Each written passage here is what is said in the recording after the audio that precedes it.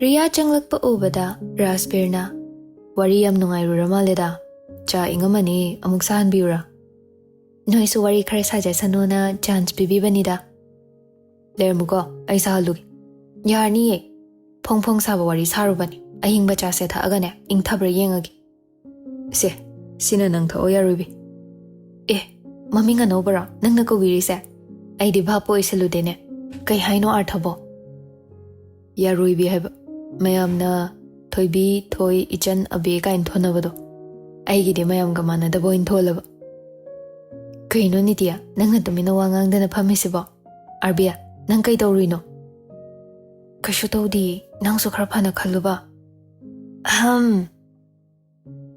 khodem nuda khanau nungai trido si tha aga phabre yanguse arbia yam tina hawe nangna hobasi si ngak tane ai de hayeng mala asune makuta hama pijadoini aina amuk thong mana amuk cha aina amuk thong chamana drodu dia aduni mane ye ma sung thong thong haloi haba direct pari ngai yumgi thaba kam tairam do mande is aina wai ga taibado wawra ga taram do mal nang ko aido is yumda ga thaba kam ta tor to basingai yam kenara nuko ai su miss tawge tawiko nang so zik tawari sari duba ma de khoi de tam daba male atopa de tam ki bro barcha hana di khar ko narami hojik di thengna da bai dum ko na kidre kai wakhal khan bai no khangde ai ga mana tam batalli no pi atopa koi ra su khangde da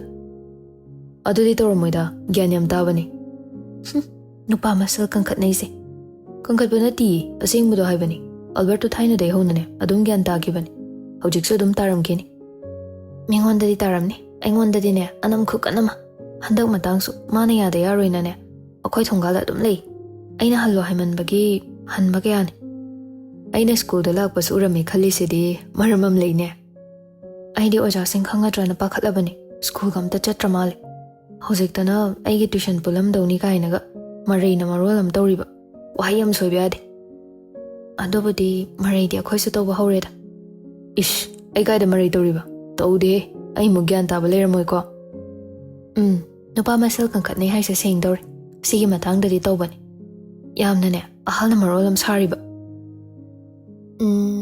adodi sadre male matang matam na oiramni da noi nupi na aribi oining basidi kaida hangurane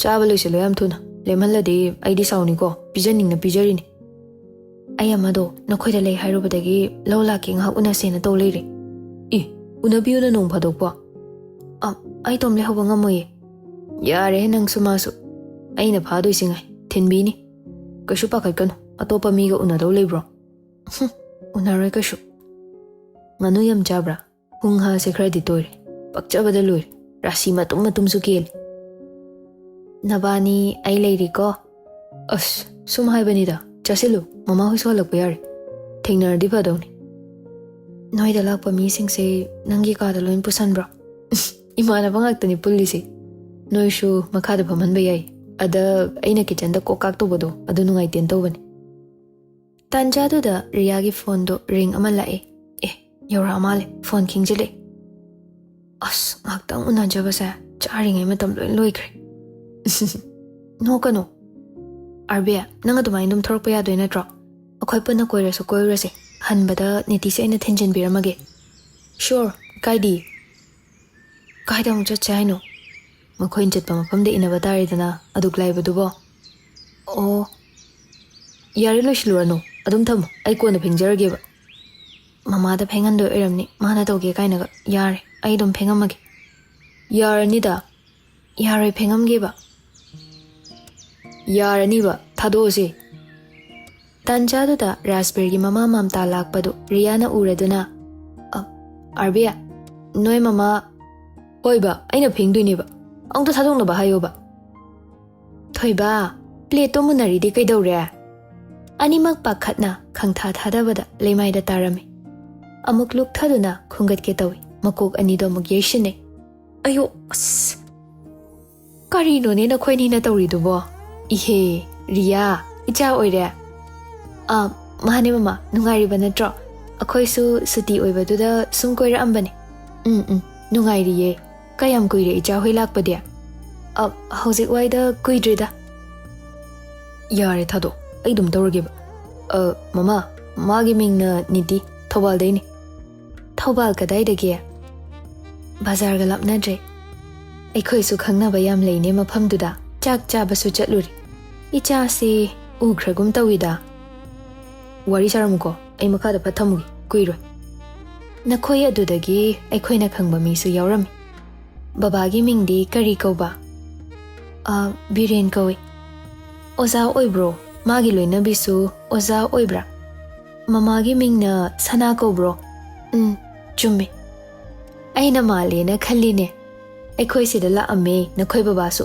ꯂꯨꯅ ꯈꯪꯅꯩ ꯏꯆꯥ ꯔꯤꯌꯥꯒꯁꯨ ꯇꯤꯟꯅꯕꯣꯏꯔꯦ ꯃꯃꯥ ꯄꯥꯕꯨꯡꯗꯤ ꯎꯗꯦꯅ ꯑꯩ ꯊꯤꯜꯂꯝꯃꯒꯅꯦ ꯑꯔꯨꯕ ꯊꯕꯛ ꯑꯃ ꯂꯩꯔꯦ ꯐꯠ ꯌꯧꯔꯨꯈꯤꯒꯦ ꯍꯥꯏꯔꯒ ꯆꯠꯈ꯭ꯔꯦ ꯏꯆꯦ ꯏꯆꯥꯁꯤꯡ ꯂꯥꯛꯑꯦ ꯈꯪꯉꯝꯃꯗꯤ ꯆꯪꯍꯜꯂꯝꯗꯧꯅꯤ ꯏꯀꯥꯏꯍꯦ ꯆꯠꯂꯁꯤꯔꯥ ꯊꯣꯏꯕ ꯃꯤ ꯂꯥꯛꯏꯁꯤꯕꯨ ꯀꯩꯀꯩ ꯄꯤꯖꯔꯒꯦ ꯀꯗꯥꯏꯗ ꯑꯃꯨꯛ ꯆꯠꯂꯒꯦ ꯍꯥꯏꯅꯣ ꯄꯤꯖꯔꯦ ꯃꯃꯥ ꯃꯈꯣꯏ ꯑꯣꯇꯣꯗ ꯂꯥꯛꯄꯅꯤ ꯑꯩꯅ ꯍꯟꯕꯗꯨꯗꯤ ꯊꯤꯟꯕꯤꯔꯒꯦꯅ ꯍꯥꯏꯕ ꯒꯥꯔꯤ ꯃꯆꯥꯗ ꯑꯅꯤ ꯇꯣꯡꯕ ꯅꯨꯡꯉꯥꯏꯒꯗ꯭ꯔꯅꯦ ꯑꯆꯧꯕꯗꯤ ꯅꯈꯣꯏ ꯄꯥꯕꯨꯡꯅ ꯄꯨꯈ꯭ꯔꯦ ꯌꯥꯅꯤꯌꯦ ꯃꯃꯥ ꯑꯩ ꯂꯧꯕ ꯂꯥꯛꯑꯅꯤ ꯑꯩꯈꯣꯏꯗꯥꯅ ꯅꯤꯇꯤꯅ ꯑꯥꯔꯕꯤꯅ ꯊꯤꯟꯕꯤ ꯌꯥꯏꯅ ꯃꯆꯥꯅꯨꯄꯥꯒꯤ ꯈꯨꯗꯥꯡ ꯂꯧꯗꯨꯅ ꯃꯅꯝ ꯅꯝꯕꯤꯔꯤ ꯅꯤꯇꯤꯗꯤ ꯆꯠꯅꯤꯡꯕꯅ ꯃꯁꯥꯗꯨ ꯇꯧꯐꯝ ꯈꯪꯗ꯭ꯔꯦ ꯅꯪꯒꯤ ꯊꯣꯛꯈꯤꯕꯒꯅꯦ ꯂꯝ ꯁꯣꯍꯧꯗꯕ ꯌꯥꯗꯦ ꯈꯟꯕꯗꯣ ꯇꯧꯅꯨꯀꯣ ꯍꯣꯏꯕ ꯃꯃꯥ ꯕꯦꯃꯥ ꯅꯈꯣꯏ ꯇꯣꯏꯅ ꯀꯣꯏꯊꯣꯔꯛꯎ ꯑꯩꯈꯣꯏꯒꯤꯁꯦ ꯏꯆꯤꯛ ꯆꯤꯛꯄꯅꯤ ꯈꯔ ꯂꯩꯔꯗꯤ ꯃꯤ ꯍꯜꯂꯛꯄꯁꯨ ꯌꯥꯏꯅ ꯑꯗꯨꯗꯗꯤ ꯆꯤꯛꯑꯔꯣꯏꯗ ꯅꯈꯣꯏ ꯇꯥꯃꯣꯁꯨꯅꯦ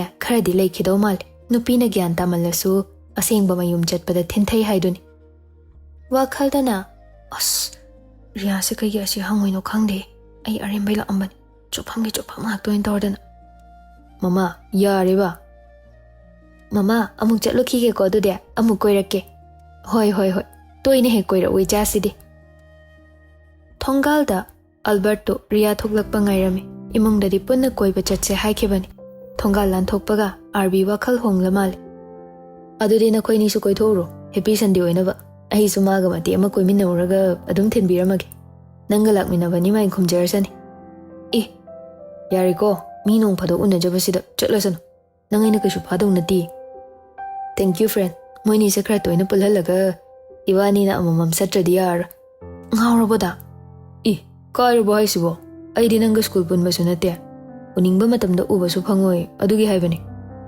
ꯚꯥꯏꯅ ꯍꯥꯏꯗꯣ ꯑꯩꯗꯤ ꯑꯣꯟꯊꯣꯛꯅ ꯌꯥꯅꯤꯡꯈ꯭ꯔꯦ ꯃꯊꯪ ꯁꯟꯗꯦꯗꯩ ꯍꯧꯔꯁꯤꯀꯣ ꯑꯗꯨꯗꯤ ꯑꯩ ꯁꯥꯔ ꯀꯤꯖꯩꯀꯣ ꯑꯩꯁꯨ ꯌꯨꯝꯗꯩ ꯇꯣꯏꯅ ꯊꯣꯛꯑꯗꯤ ꯆꯩ ꯆꯥꯅꯤ ꯇꯜꯂꯤ ꯉꯝꯃꯔꯣꯏ ꯌꯥꯝ ꯋꯥꯗ꯭ꯔ ꯅꯨꯄꯤꯁꯤꯡꯁꯦ ꯃꯈꯣꯏꯅ ꯎꯅꯤꯡꯉꯗꯤ ꯏꯃꯥꯏ ꯑꯍꯤꯡ ꯅꯣꯡꯌꯥꯏꯒ ꯈꯪꯉꯣꯏ ꯃꯤꯁ ꯇꯧꯋꯤꯁꯤꯅ ꯑꯝꯇꯣꯏꯕ ꯌꯥꯔꯦ ꯃꯤꯗ ꯑꯣꯀꯦ ꯕ꯭ꯔꯣ ꯑꯗꯨꯗꯤ ꯑꯩꯈꯣꯏꯁꯨ ꯍꯥꯏꯗꯣꯛꯈ꯭ꯔꯒꯦ ꯅꯣꯏꯁꯨ ꯀꯣꯏꯊꯔꯨꯔꯣ ꯑꯗꯣ ꯅꯕꯥꯅꯤ ꯍꯣꯔꯦꯟ ꯌꯨꯝ ꯆꯪꯉꯝꯗꯥꯏꯗꯗꯤ ꯄꯥꯎ ꯑꯃꯗꯤ ꯐꯥꯎꯅꯧꯀꯣ ꯅꯣꯏꯅ ꯍꯥꯟꯗꯣꯏ ꯑꯣꯏꯔꯗꯤ ꯐꯣꯟ ꯇꯧꯔꯛꯑꯣ ꯑꯩꯈꯣꯏꯅ ꯍꯥꯟꯗꯣꯏ ꯑꯣꯏꯔꯒꯅ ꯑꯩ ꯇꯧꯔꯛꯑꯒꯦ ꯊꯦꯡꯅꯔꯁꯦ ꯑꯍꯣꯏ ꯀꯣꯏꯅꯕ ꯅꯨꯄꯥꯒꯤ ꯒꯥꯔꯤ ꯃꯅꯤꯡꯗ ꯇꯣꯡꯕꯒꯤ ꯅꯨꯡꯉꯥꯏꯕꯁꯨ ꯐꯥꯎꯈꯤꯗ꯭ꯔꯦ ꯀꯔꯤ ꯑꯅꯧꯕ ꯍꯥꯏꯔꯛꯀꯅꯤ ꯈꯟꯕꯗ ꯃꯃꯤꯠꯇꯨ ꯃꯀꯨꯗꯩ ꯍꯦꯟꯅ ꯂꯧꯊꯣꯛꯂꯒ ꯋꯥꯈꯜ ꯈꯜꯂꯤ ꯐꯣꯟꯗ ꯅꯠꯇꯕꯤ ꯎꯅꯕꯗꯁꯨ ꯑꯄꯤ ꯇꯧꯔꯛꯑꯣ ꯇꯧꯔꯛꯀꯦ ꯍꯥꯏꯔꯤꯕ ꯃꯥꯅ ꯏꯕꯥꯅꯤ ꯈꯛ ꯆꯠꯅꯕ ꯄ꯭ꯂꯥꯟ ꯁꯤꯜꯂꯤꯁꯤꯕꯨ ꯀꯩꯒꯤꯅꯣ ꯑꯩꯕꯨ ꯄꯨꯛ ꯅꯨꯡꯉꯥꯏꯇ꯭ꯔꯦ ꯍꯥꯏꯖꯤꯜꯂꯒ ꯊꯤꯜꯍꯜꯂꯁꯤꯔꯅꯦ ꯃꯥꯅ ꯑꯃꯨꯛ ꯏꯀꯥꯏ ꯈꯪꯗꯦ ꯍꯥꯏꯔꯛꯀꯗ꯭ꯔꯥ ꯄꯨꯛ ꯅꯨꯡꯉꯥꯏꯇꯕꯕꯨ ꯑꯩꯅ ꯍꯧꯗꯣꯛꯄꯁꯨ ꯅꯠꯇꯦ ꯍꯥꯏꯔꯒꯦꯗꯦ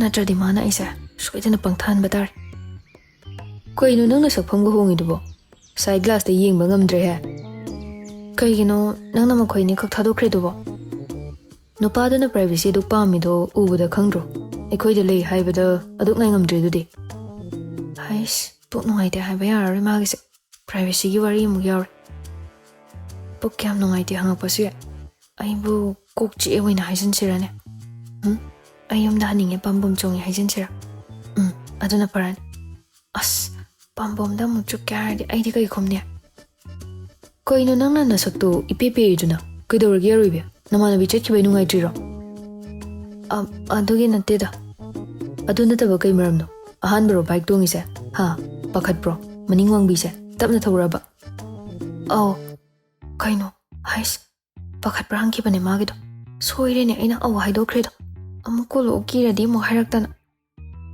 ꯀꯤ ꯍꯥꯏꯔꯣ ꯀꯤꯕꯩ ꯋꯥ ꯅꯠꯇꯦꯗ sum pakhatpane yani adum tapna tho ai kaisu khande nangna aigi tungda phambase ai mi hose chengkhat chende sanari bani ngasai de ai su chill ngak machim da kham sira thamoi se normal ta ying sira as sina mu room amada phamaga nungsi wari sa se harak toini ko koi nu wam dingangu ai then biramo phone doina wari sara seba adu iradi aina habadu ya bataba ai nungsi radi as ai kapora as yare nayum thinringai da chips packet ama lebiu hage tawun sawu sawbra kain o adu iradi leramge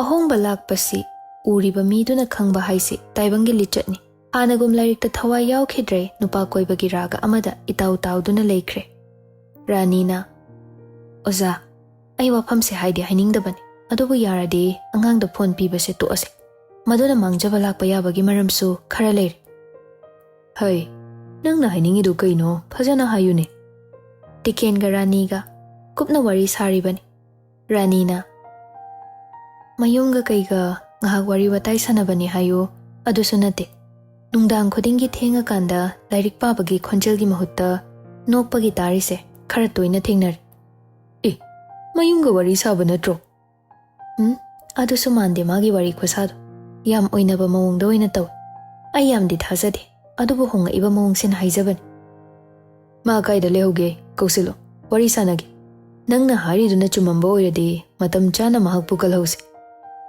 mabu nungsibagi haibani manghaningde mayumgi ahalna asa amaga loinana tharakpan nangna chingnaba midi leibra wari sabada maming panbade tade aina changuragana tumin leikini aduna kanano karino su khangba ngamde nahana hairukpa kaidoge ha phone do check toina tawnina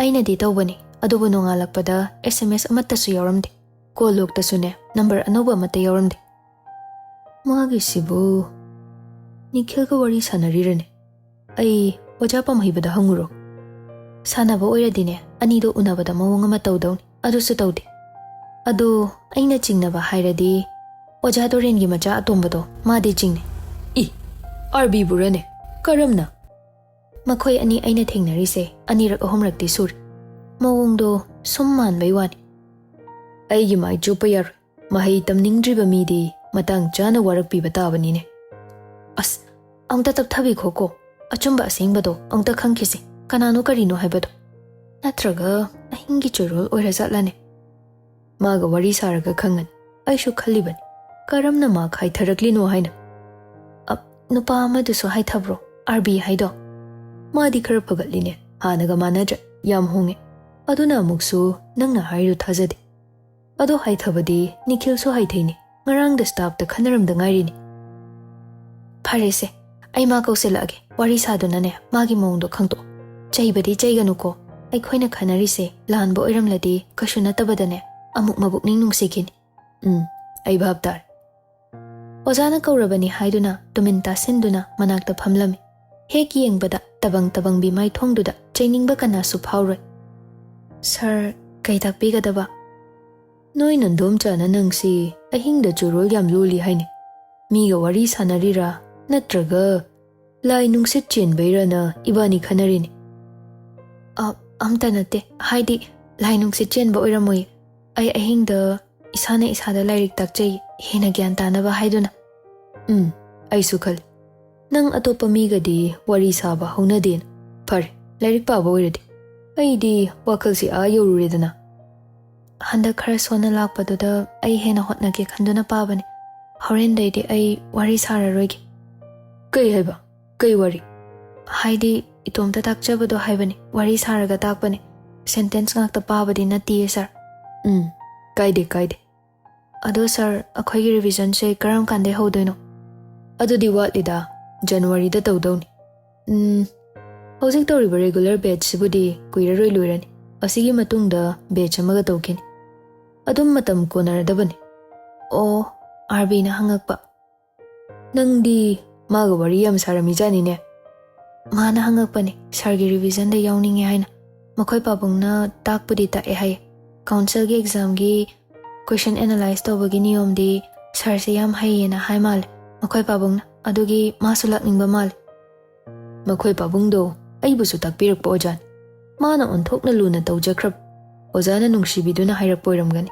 Revision hek hawbagane lakpa yanina haiko. Hoi, haige sir. Handak ma khara haitharisi ojana takpada soiba yawbairo. Natte da sir. Exam da iba nangdabaini. Khangbadi ayamba loin khangi.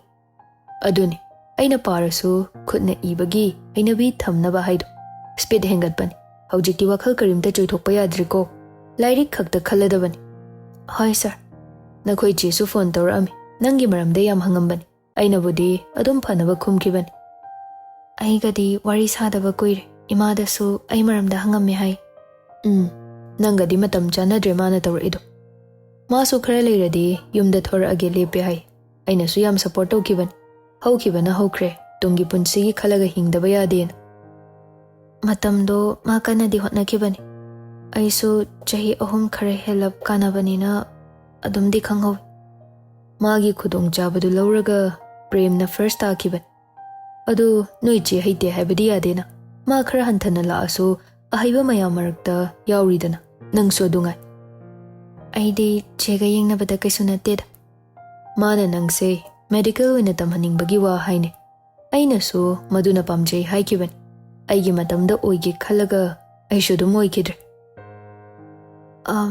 Sir, medical engineering aktangai basida sum khalin anauba mahudoke haina. Hojik matik chaba thabak pubido ba doctor yam watlibani. Donation da mayam amtamni. Makhoinaga ahangba menba natte. Simadi tamba yai. Nang nasaso adu khaitaba natte. Chahi mangbado amuk tanba. Nang nasada leirene. Hotnage khalladi pandam yohalla loire. Ngamnaba hotnara loire. Ainasu angamba mateng pangan. Oja amana magi satri satra fahaningdaba yaudabani. Hoi sir, ai ngamnaba hotnajagi. Adu hayo haibanini. Adu marakta nakhoi inkhalakpagi hongnabi nungsi nungolda yaubadi yadeko. Madudi hayeng matik charakanda kokthongam lakhini. Hoi sir. Phare phare adudi. Nangsu lairik ngahak yengjarur. Aikhoi mayamgi asase nongmadi nangna mai pakhaluko. Sir. Icham chamba magi mawong matauda. Lali tawrido yaningde kanana hainingdoino. Khangdaba nate masaso wakhal khantharba matungda arbi unaduna wahai khara haige leple. David na suti phau nang udradi lei ngamdra haibro lairik haibise unasena ekta matamga thajila isibo. Ado oiramni aisu unaning lerambani. Pung kya da lakni haikige. Aisu akhoi lido ngasidi suti ni unasena haikibani. Chahi hanbana pi koibadu nungaibro. Nangnaga kibada managa luna tawpraba. Lairik pau harakdoini. Aina kona pagena dum kidoini. Adu daidi romance dum hawrani. Ado bera kabamdi leiri. Maadi kida kenaradini sabtram taw. Kaya ino dude. Kawain tawge? Khangde. Oida kibagum taw. Chumna kenarambadagi khonthi masu pijaragdoini. Gyan tadeda. Aidi nangna lakpada ihan nungaibra haraga. Phibam so leramene. Nungaibideda bro. Lakpa isu wa nungayamdi leramni ko. Mai nupido. Mapam toina chatle haine. Angang matik natana pura ayabini. Koino aisa. Machinga kanba mali. Lakpa imamaga khanabiga tawragane. Lakpa puraga mapamda chatle haine. Aina nga idi amaduna mamaki da kai matu oina kiriduni. Koino ne aisi bo. Nupi thiraba nupadi matu ne hele haiduni mang khallido. Adu oirsu khradi henmal. Aisu lakpa imamana pau tamakpadai khangbane. Maya ngang dusu berani. Thangnaba yangang khomjilagane. Album anoba yenglei mal. Lukha kaloi namsalaga. Mi nokna nuko. Nangina chahi hanbay honabi. Angang do nangna pura layramni lasta. Adaiti nupiga chahi manaba sanaba. Nakoiga khaktana. Noi nupi na papa kainaga. Aidi nokpu nokning nibo. Noi di am phazarani he. Behenji duga. Hoine. Behenji budi oi haibu. Aina di yaroibi haina kauridana. Mana hangatna di chatlaroi. Angang supporoi. Aidi nupa thokna laini. Nupa thokna lam tairaga kolik phengaga natro. Yare ko. Yum paladine. Ekhoise nupigi minaya sing boidoini. Khudombida tongbo wari khunaubida amuk tongage kaina. Adaidi adu wari khubida amuk tonghanbiro kaina. Amachila he. Nungsu kabak sabak tai. ꯁꯪꯇꯞꯁꯤꯗ ꯅꯈꯣꯏꯅꯤ ꯊꯣꯛꯄ ꯑꯣꯏꯅ ꯋꯥꯔꯤ ꯁꯥꯔꯣ ꯑꯩ ꯁ꯭ꯋꯥꯏ ꯂꯩꯒꯦ ꯑꯩ ꯀꯩꯁꯨ ꯀꯨꯏꯔꯨꯏ ꯍꯣꯏ ꯑꯗꯣ ꯑꯩ ꯍꯨꯟꯗꯣꯛꯑꯝꯃꯒ ꯆꯦꯟꯈꯤꯕꯗꯤ ꯇꯧꯅꯨꯀꯣ ꯑꯩ ꯁꯥꯏꯀꯜꯁꯤꯒ ꯍꯜꯂꯛꯄ ꯉꯝꯃꯣꯏ ꯅꯨꯄꯤ ꯁꯨꯅ ꯆꯠꯇꯣꯏꯅꯤ ꯍꯣꯏ ꯕꯥ ꯑꯩ ꯆꯦꯜꯂꯨꯏ ꯀꯩꯗꯧꯔꯒꯦ ꯅꯣꯡ ꯃꯀꯨꯞ ꯃꯀꯨꯞ ꯇꯥꯁꯤꯟꯕꯗꯨ ꯀꯟꯊꯣꯛꯄꯣꯏ ꯀꯩꯕꯣꯏ ꯄꯨꯜꯂꯝꯕ ꯁꯝꯂꯥꯡꯗꯨꯁꯨ ꯊꯥꯗꯣꯔꯛꯏ ꯑꯥꯔꯕꯤꯗꯤ ꯃꯗꯨ ꯎꯕꯗ ꯂꯦꯛꯊꯗꯦꯗ ꯈꯥꯛꯂꯦ ꯅꯨꯄꯤꯒꯤ ꯈ꯭ꯋꯥꯏ ꯐꯖꯕꯁꯤ ꯁꯝ ꯊꯥꯗꯣꯛꯄꯁꯤꯅꯤ ꯁꯝꯕꯨꯜꯂꯛꯀꯤ ꯇꯈꯦꯜ ꯂꯩꯅꯒ ꯌꯧꯔꯣꯏ ꯀꯌꯥꯝ ꯀꯨꯏꯔꯒꯦ ꯌꯧꯔꯛꯄ ꯅꯪꯅ ꯍꯦꯛ ꯍꯥꯏꯔꯛꯄꯒ ꯑꯩꯗꯤ ꯑꯗꯨꯝ ꯌꯧꯔꯦ ꯑꯗꯣ ꯁꯝ ꯊꯥꯗꯣꯛꯄꯁꯦ ꯌꯥꯝ ꯐꯖꯩ ꯀꯛꯈꯤꯕꯩ ꯇꯦꯜꯂꯕꯅꯦ ꯁꯤꯐꯥꯎ ꯃꯊꯪꯗ ꯀꯛꯑꯅꯨꯀꯣ ꯅꯨꯄꯤꯅ ꯁꯝ ꯈꯥꯛꯄꯁꯦ ꯌꯥꯝ ꯄꯥꯝꯖꯩ ꯑꯩꯈꯣꯏ ꯃꯃꯥꯗꯤ ꯁꯦꯟꯅꯕ ꯉꯝꯗꯦꯅ ꯇꯨꯕꯠ ꯇꯨꯕꯠ ꯀꯛꯊꯠꯂꯦ ꯑꯩꯈꯣꯏ ꯃꯃꯥꯁꯨ ꯀꯛꯑꯦ ꯐꯣꯟꯗ ꯑꯗꯨꯝ ꯁꯥꯟꯅꯕ ꯌꯥꯕ ꯋꯥꯔꯤ ꯅꯠꯇꯕ ꯑꯇꯣꯞꯄ ꯂꯩꯕ꯭ꯔꯣ ꯑꯩ ꯅꯪꯒ ꯇꯣꯏꯅ ꯋꯥꯔꯤ ꯁꯥꯟꯅꯩ ꯍꯥꯏꯕꯁꯦ ꯏꯟꯗꯣꯝꯆꯥꯁꯨ ꯈꯪꯉꯤ ꯀꯨꯏꯁꯤꯜꯂꯛꯑꯗꯤ ꯇꯁꯦꯡꯅ ꯈꯪꯕꯁꯨ ꯌꯥꯏ ꯉꯁꯤꯃꯛꯇꯁꯨ ꯑꯩ ꯌꯨꯝꯗ ꯐꯣꯟ ꯇꯧꯒꯦ ꯍꯥꯏꯔꯒ ꯂꯧꯔꯤꯅꯤ ꯎꯄꯥꯏ ꯂꯩꯇꯕꯅꯤꯅ ꯅꯪꯉꯣꯟꯗ SMS ꯊꯥꯕ ꯌꯥꯅꯕ ꯋꯥꯔꯤ ꯉꯥꯏꯍꯥꯛ ꯁꯥꯖꯤꯟꯅꯤ ꯐꯣꯟ ꯑꯃ ꯂꯩꯔ ꯄꯤꯔꯛꯑꯣꯔꯣ ꯋꯥꯔꯤ ꯁꯥꯟꯅꯕꯩ ꯐꯥꯗꯧꯔꯦ ꯍꯥꯏꯔꯒ ꯐꯣꯟ ꯑꯃ ꯄꯤꯔꯛꯑꯣꯔꯥ ꯍꯥꯏꯁꯤꯕꯨ ꯀꯩ ꯋꯥꯈꯜꯅꯣ ꯑꯗꯨ ꯑꯣꯏꯔꯒꯅ ꯂꯩꯐꯝ ꯍꯣꯡꯗꯣꯛꯑꯒꯦꯔꯥ ꯅꯨꯄꯤ ꯉꯥꯛꯇ ꯂꯩꯕ ꯍꯣꯁꯇꯦꯜꯗ ꯑꯗꯨꯅꯁꯨ ꯐꯔꯅꯤ ꯋꯥꯔꯤ ꯁꯥꯟꯅꯕꯗ ꯁꯤꯒꯤ ꯋꯥꯐꯝꯁꯦ ꯍꯧꯗꯣꯔꯛꯀꯅꯤ ꯈꯟꯕꯩꯅꯦ ꯑꯩꯅ ꯎꯅꯁꯦꯅ ꯍꯥꯏꯗꯣ ꯏꯕꯥꯅꯤ ꯄꯥꯎ ꯐꯥꯎꯅꯕ ꯈꯔ ꯍꯜꯂꯁꯦ ꯌꯨꯝꯅ ꯈꯪꯅꯔꯛꯑꯗꯤ ꯐꯔꯛ ꯇꯥꯔꯅꯤ ꯑꯗꯨꯒꯤꯁꯨ ꯃꯊꯛꯇ ꯂꯥꯏꯔꯤꯛꯇꯁꯨ ꯁꯣꯏꯔꯛꯑꯅꯤ ꯇꯨꯃꯤꯟ ꯂꯩ ꯄꯥꯎꯈꯨꯝ ꯑꯃꯠꯇ ꯄꯤꯔꯨꯗꯦ ꯌꯦꯡꯂꯨꯕꯗ ꯅꯨꯄꯥ ꯃꯥꯅ ꯃꯃꯤꯠꯇꯨ ꯃꯄꯤꯔꯥ ꯆꯦꯜꯂꯒ ꯂꯩꯔꯝꯃꯤ ꯑꯌꯥ ꯑꯥꯔꯕꯤ ꯀꯩꯅꯣ ꯑꯗꯨꯃꯥꯏꯅ ꯇꯧꯏꯗꯨꯕꯣ ꯉꯥꯎꯔꯕꯣ ꯅꯪꯕꯣ ꯃꯤꯅ ꯎꯔꯒ ꯑꯩꯅ ꯆꯩꯕꯒ ꯃꯥꯅꯤ ꯅꯪꯅ ꯑꯩ ꯎꯅꯁꯦꯅ ꯀꯧꯔꯤꯁꯦ ꯑꯁꯤꯒꯨꯝꯕ ꯂꯥꯞꯊꯣꯛꯅꯔꯁꯦ ꯍꯥꯏꯕ ꯋꯥꯍꯩꯁꯦ ꯇꯥꯍꯟꯅꯕ꯭ꯔꯣ ꯑꯩ ꯍꯥꯟꯅ ꯍꯥꯏꯈꯤꯕ ꯅꯠꯇ꯭ꯔꯥ ꯑꯩ ꯅꯪꯅ ꯍꯥꯏꯕ ꯂꯣꯏꯅ ꯌꯥꯒꯦ ꯑꯗꯨ ꯀꯥꯏꯅꯔꯁꯦ ꯍꯥꯏꯕꯗꯤ ꯉꯝꯂꯣꯏꯅ ꯑꯁ ꯅꯨꯄꯥ ꯌꯥꯝ ꯃꯥꯟꯗꯦꯀꯣ ꯅꯉꯣꯟꯗꯒꯤ ꯑꯩꯅ ꯍꯦꯟꯅ ꯉꯝꯃꯣꯏꯀꯣ ꯐꯣꯟꯗ ꯍꯥꯏꯕꯗꯣ ꯅꯪꯅ ꯀꯩꯅꯣ ꯁꯨꯝ ꯀꯣꯊꯔꯒ ꯍꯪꯉꯗꯤ ꯐꯥꯅꯔꯅꯤꯅ ꯀꯧꯕꯅꯦꯕ ꯁ꯭ꯀꯨꯜꯗ ꯍꯥꯏꯗꯧꯁꯨ ꯍꯌꯦꯡ ꯉꯥꯏꯕꯗ ꯋꯥꯗꯣꯏꯕ ꯉꯁꯤꯗꯤ ꯇꯨꯏꯁꯟꯁꯨ ꯂꯥꯛꯑꯣꯏ ꯑꯩ ꯅꯪꯒ ꯀꯥꯏꯅꯕ ꯍꯩꯃꯥ ꯑꯩꯁꯨ ꯉꯝꯃꯣꯏ ꯍꯥꯏꯁꯤꯗꯤ ꯐꯣꯟꯗ ꯋꯥꯔꯤ ꯁꯥꯕꯗꯨ ꯈꯛ ꯈꯜꯂꯁꯤ ꯑꯗꯨꯒꯅꯦ ꯅꯪꯅꯦ ꯑꯩꯅ ꯄꯥꯎ ꯐꯥꯎꯔꯛꯇ꯭ꯔꯦ ꯍꯥꯏꯗꯨꯅ ꯑꯇꯣꯞꯄ ꯃꯤꯒ ꯋꯥꯔꯤ ꯁꯥꯕꯗꯤ ꯌꯥꯔꯣꯏꯀꯣ ꯁꯨꯛꯁꯥ ꯁꯥꯔ ꯏꯃꯥꯟꯅꯕ ꯅꯠꯇꯅ ꯑꯩꯕꯨꯁꯨ ꯃꯦꯗꯤꯀꯦꯜ ꯇ꯭ꯔꯥꯏ ꯇꯧꯍꯟꯅꯤꯡꯉꯦ ꯍꯥꯏꯌꯦ ꯁꯥꯔꯅ ꯑꯗꯨ ꯈꯔ ꯀꯟꯅ ꯍꯣꯠꯅꯒꯦꯅ ꯈꯜꯂꯦꯕ ꯑꯩꯅ ꯅꯪꯒꯤ ꯄꯨꯟꯁꯤ ꯂꯝꯕꯤꯗ ꯈꯨꯕꯥꯛ ꯈꯨꯗꯨꯅ ꯊꯧꯅꯥ ꯍꯥꯞꯀꯅꯤ ꯅꯪ ꯃꯦꯗꯤꯀꯦꯜ ꯄꯥꯝꯗ꯭ꯔꯣ ꯑꯩ ꯕꯥꯏꯑꯣ ꯌꯥꯝ ꯍꯩꯅꯗꯦ ꯅꯧꯅ ꯄꯥꯈꯠꯄꯁꯨ ꯉꯝꯃꯣꯏ ꯄꯥꯕꯨꯡꯒꯤ ꯃꯇꯨꯡ ꯏꯟꯅꯗꯨꯅ ꯃꯥꯒꯤ ꯁꯕꯖꯦꯛꯁꯦ ꯈꯔ ꯈꯨꯂꯣꯏꯔꯦ ꯑꯗꯨꯅ ꯏꯟꯖꯤꯅꯤꯌꯥꯔꯤꯡ ꯇꯝꯃꯒꯦ ꯍꯥꯏꯔꯣ ꯐꯤꯖꯤꯛꯁꯀ ꯈꯩꯅꯔꯒ ꯏꯟꯖꯤꯅꯤꯌꯥꯔꯤꯡ ꯇꯝꯅꯤ ꯍꯥꯏꯕ ꯂꯩꯇꯦꯗ ꯅꯪꯒ ꯊꯦꯡꯅꯔꯨꯕꯗꯒꯤ ꯍꯣꯡꯉꯛꯄ ꯄꯨꯟꯁꯤ ꯂꯦꯝꯍꯧꯔꯤꯕ ꯃꯇꯦꯛꯁꯤꯗꯤ ꯑꯩ ꯄꯥꯕꯨꯡꯒꯤ ꯇꯨꯡ ꯏꯟꯗꯨꯅ ꯂꯥꯛꯀꯗꯧꯔꯤꯕ ꯄꯨꯟꯁꯤ ꯀꯌꯥ ꯑꯃꯒꯤ ꯃꯇꯦꯡ ꯄꯥꯡꯒꯦ ꯈꯜꯂꯤ ꯑꯗꯨꯗꯤ ꯑꯣꯖꯥ ꯌꯥꯔꯣꯏꯕꯤ ꯅꯪꯅ ꯄꯥꯝꯗ꯭ꯔꯗꯤ ꯑꯇꯣꯞꯄ ꯑꯄꯥꯝꯕ ꯑꯃ ꯍꯥꯏꯌꯨ ꯀꯥꯏꯅꯔꯁꯦ ꯍꯥꯏꯕꯁꯤꯗꯗꯤ ꯍꯥꯏꯅꯨ ꯑꯁꯤ ꯌꯥꯝ ꯄꯟꯖꯅꯤꯡꯕ ꯃꯥꯜꯂꯦ ꯅꯪꯅ ꯄꯥꯝꯖꯩ ꯍꯥꯏꯕꯗꯣ ꯑꯩꯒꯤꯁꯨ ꯑꯄꯥꯝꯕꯅꯤ ꯑꯗꯣ ꯅꯪ ꯃꯇꯝ ꯆꯥꯅ ꯂꯥꯏꯔꯤꯛ ꯄꯥꯕꯗꯤ ꯀꯥꯎꯅꯨꯀꯣ ꯀꯥꯎꯔꯣꯏ ꯐꯣꯟꯗ ꯋꯥꯔꯤ ꯁꯥꯕꯁꯨ ꯐꯪꯉꯔꯣꯏ ꯆꯠꯇ꯭ꯔꯤꯉꯩꯗ ꯋꯥ ꯑꯃ ꯍꯥꯏꯅꯤꯡꯕꯅꯤ ꯑꯩ ꯍꯧꯗꯧ ꯃꯥꯟꯗꯦꯀꯣ ꯅꯪꯅ ꯍꯥꯏꯗꯣꯏꯗꯣ ꯈꯪꯉꯤ ꯑꯩ ꯃꯥꯟꯗꯦ ꯀꯩꯝꯇ ꯃꯥꯟꯗꯦꯕ ꯑꯗꯨ ꯍꯥꯏꯒꯦ ꯇꯧꯕ ꯅꯠꯇꯦ ꯆꯨꯝꯅ ꯃꯔꯛꯇ ꯑꯃꯨꯛꯃꯨꯛꯇꯤ ꯋꯥꯔꯤ ꯁꯥꯟꯅꯁꯦꯅ ꯍꯥꯏꯒꯦ ꯇꯧꯕꯅꯤ ꯑꯗꯨ ꯑꯣꯏꯔꯦ ꯍꯣꯏ ꯀꯥꯏꯗꯦ ꯑꯅꯤꯗꯨ ꯋꯥꯍꯩꯗꯨꯗ ꯅꯣꯛꯃꯤꯟꯅꯩ ꯅꯤꯇꯤ ꯈꯨꯇꯨꯝ ꯇꯥꯁꯤꯟꯗꯨꯅ ꯑꯥꯔꯕꯤꯒꯤ ꯄꯥꯝꯕꯣꯝꯗ ꯊꯥꯔꯝꯃꯤ ꯅꯣꯛꯄ ꯂꯣꯏꯔꯒ ꯇꯨꯃꯤꯟꯅ ꯃꯅꯥꯛꯇ ꯍꯥꯏꯐꯦꯠ ꯆꯪꯁꯤꯜꯂꯤ ꯔꯥꯖꯕꯤꯔ ꯑꯗꯨꯒ ꯑꯗꯨꯗꯤ ꯄꯞꯄꯤ ꯉꯁꯤ ꯍꯥꯏꯔꯣꯏ ꯍꯥꯏꯔꯒ